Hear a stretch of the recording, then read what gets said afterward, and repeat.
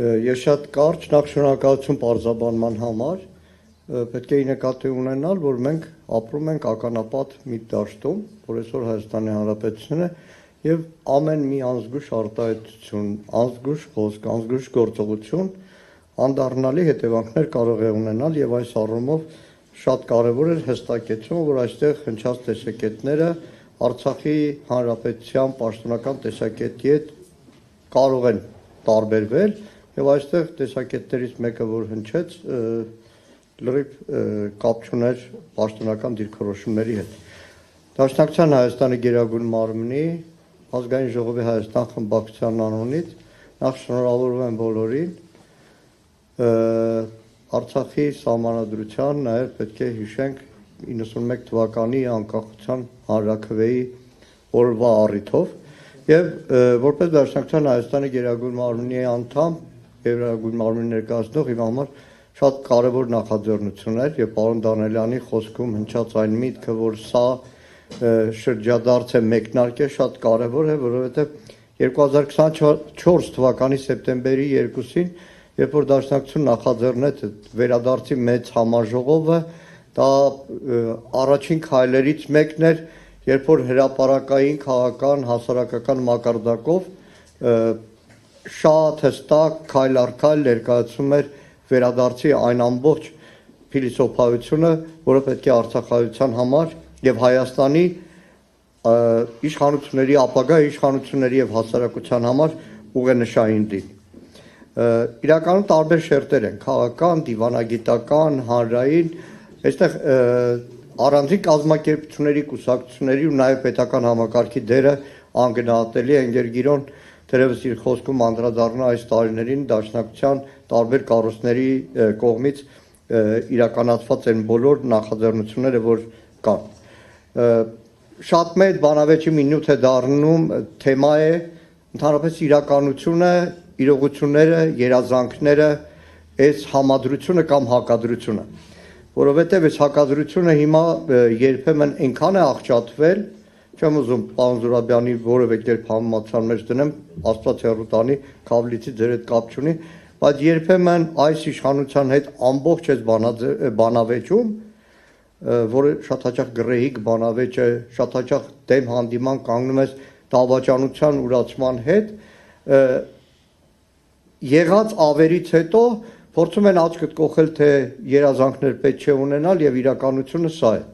Բայց գիտեք, ես ճիշտ ասած այն սերնդին եմ պատկանում, որը երազանքներով շատ կարճ ժամանակում այդ երազանքները իրականություն դարձրեց։ Պատկանում եմ մի սերնդի, որը խորհրդային միության տարիներին երբեք չէր էլ մտածի, որ ինչ որ անկախության մասին կարող է մարդ մտածել։ Պատկանում եմ մի սերնդի, որ 88 թվականին Ազատության հրապարակում, երբ որ առաջին ցույցերն էին լինում, անկախություն ասողներին ծեծելով լարում էին։ Պատկանում եմ մի սերնդի, որը 92 թվականի փլուզումից, Շահումյանից, Մարտակերտից հետո, որ պատկերացնում էր, որ այլևս ամեն ինչ անդարձ է, լրիվ այլ իրավիճակում է։ Պատկանում եմ մի սերնդի, որ նախկին իշխանությունների հետ, այո, քաղաքական պայքարի մեջ է եղել, մեր աչքը կողել են, որ անհնար է միջազգային հանրությունը չի ընդունում, բայց ունեցել եմ 100,000-ավոր, միլիոնավոր մարդկանց երջանկությունը, որ 20 տարի ապրել է արժանապատիվ այս իրավիճակում։ Եվ այս հակադրության մեջ հիմա էլ մեր դաշնակցական երիտասարդներին, որ այս փլուզումից հետո որոշում են հնարավոր է, ասում եմ նայեք 88 թվականի, 87 թվականի հոկտեմբերին, երբ որ առաջին անգամ Ազատության հրապարակի տարածվեց թռուցիկ Արցախ, Ղարաբաղ միտինգ կազմակերպելու կարգախոսում, մարդկանց համար այդ անպատկերացնելի է։ Եվ վերադարձի մասին։ Ես շատ կարճ մի կետի կուզեմ անդրադառնալ։ Վերադարձը չի լինի եւ վերադարձի իրավունքը միջազգային հանրության կողմից արձանագրելի չի դառնա, եթե առաջին հերթին վերադարձի գաղափարը ներքին վերադարձի համոզմուն չունենա բոլոր արցախայերի համար։ Չի լինի վերադարձը, եթե դա չլինի ապրելակերպ։ Եվ այս առումով շատ կարևոր է Արցախի պետական ինստիտուտների պահպանումը, որը պետք է ուղղակի ցուցանակ չլինի, Ժողովրդական խոսք ասում է երեխան մինչև չի լացում, չեն կերակրում, որը միայն ցուցանակ չպետք է լինի եւ Արցախի պետական ինստիտուտների պահպանումը պետք է լինի բոլորի արժանապատվության հարցը,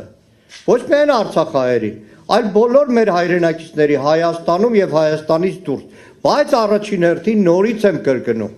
այդ վերադարձի հոգեբանությունը ցանկացած արցախցու ապրելակերպը պետք է դառնա։ Իհարկե կան բազմաթիվ նախաձեռնություններ, բայց դա շատ ավելի համակարգային բնույթ պետք է կրի եւ նորից եմ մեր բերում պարոն Դանելյանին, այսօրվա այս լսումները խորհրդարանի շատ կարևոր են նոր մեկնարկ լինելու համար։ Եվ վերջապես ամենամեծ վտանգը ակամա ելույթները լսելուց, զեկույցները լսելուց, պարոն Դանելյանի ելույթը լսելուց ակամա մի պահ մտածում եմ լավ ինչ տարբերություն Բաքվում կհնչեին այս ելույթները, թե Երևանում։ Մի տարբերությամբ, որ Բաքվում միանգամից դալիճից կդրփակալեն, իսկ Երևանում մի քանի օր կմտածեն, թե քրեական օրենսգրքի որ հոդվածով կարող են բռնել։ Ամենամեծ վտանգը, որ այսօր կա վերադարձի գաղափարը նյութականացնելու եւ կյանքի կոչելու։ Այն ներքին թշնամին է, որը կոչվում է Հայաստանի իշխանություն։ Չեմ ուզի շատ երկար, բայց այս հարցը շարունակվում է, այստեղ երիներից ենք խոսում, նույն այդ օրը Հայաստանը ցավոք սրտի ներկայացնող մարդը Գերմանիայում խուսափում է այդ թեմայից, սպառնում է Արցախի դրոշ ստացանելով եւ նմանատիպ բոլոր թշնամական գործողությունները։ Շնորհակալ եմ։